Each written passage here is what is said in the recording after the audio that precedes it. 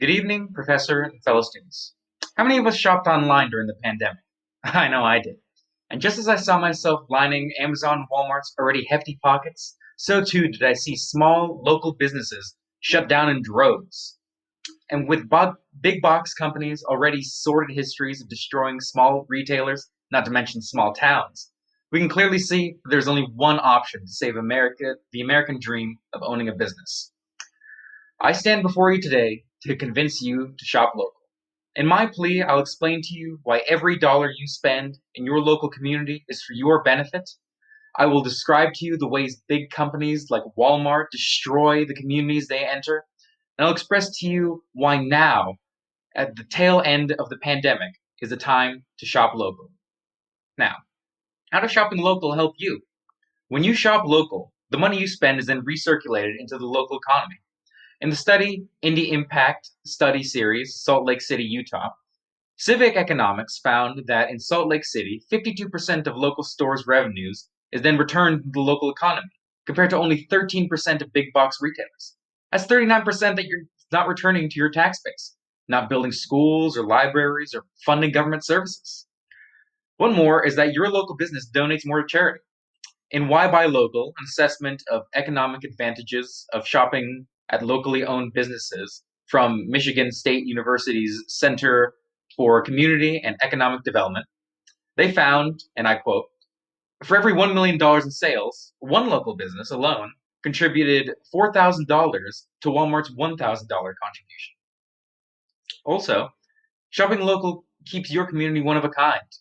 As the big box chains move in, you may see the uniformity encroach onto your community as small businesses are forced to close.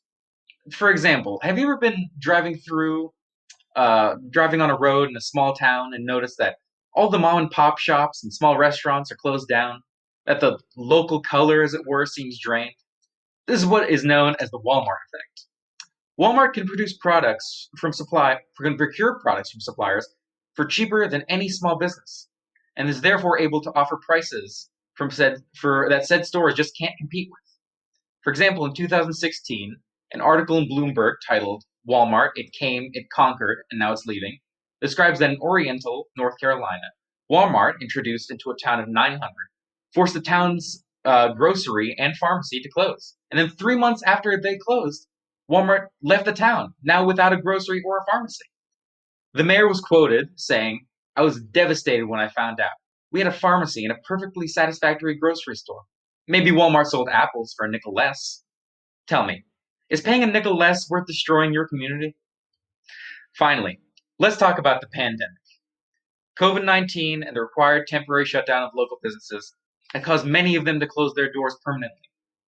According to the article, "The Impact of COVID-19 on Small Businesses Owners, Evidence from the First 3 Months After Widespread Social Distancing Restrictions" by Rovert Fairley, the number of active business owners in the United States plunged from 15 million to 11.7 million over the crucial 2 month window from February to April 2020. It also states that, for comparison, from the start to the end of the Great Recession, the number of active business owners decreased by 730,000, representing only a 5% reduction. That's a huge difference.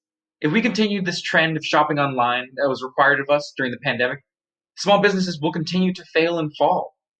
Now is a time for all of us to shop local.